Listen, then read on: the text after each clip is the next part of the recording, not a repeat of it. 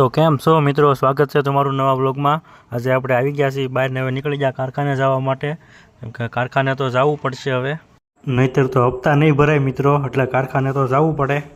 Finally આપણે આવી ગયા કારખાને ને આજે તો 200 હીરા ઘસી નાખવાના છે, પછી તો ફૂલ બાકા જીકી બોલાવી દીધી આપણે હીરા ઘસવાની। હીરા ઘસતા ઘસતા થઈ ગયું બપોર ને આપણે તો નીકળી ગયા ઘરે જવા માટે। એમાં આજ તો એટલો તડકો પડતો હતો, મારે રૂમાલ બાંધવો પડ્યો, નકર તો હું કાળો પડી જાત।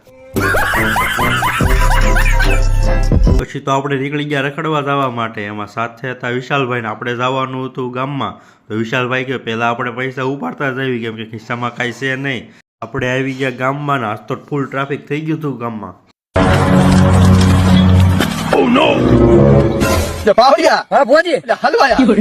ફાઇનલી અમે પગી ગયા હવે ઇલેક્ટ્રિક વાળાની દુકાને। એમાં વિશાલભાઈ તો બેઠા શેઠની જેમ, કે ભાઈ આવો આપણી જ દુકાન છે।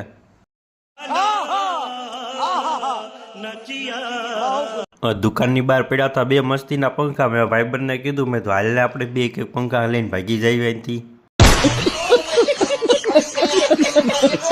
મેં તો નીકળી ગયા ઘરે જવા માટે। એમાં ઘરે પહોંચ્યા ત્યાં તો આજ તો બધા ભાણિયા છોકરા બધા તો પાણીપુરીની બહાટી બોલાવતા હતા। એમાં ભાણીબેન કે મામા તમે ન ખાતા, આજ તો તમારા ભાગની પાણીપુરી હું એકલી ખાઈ જવાની છું, આજ તો તમારા હાટું પાણીપુરી જ નથી રાખવાની।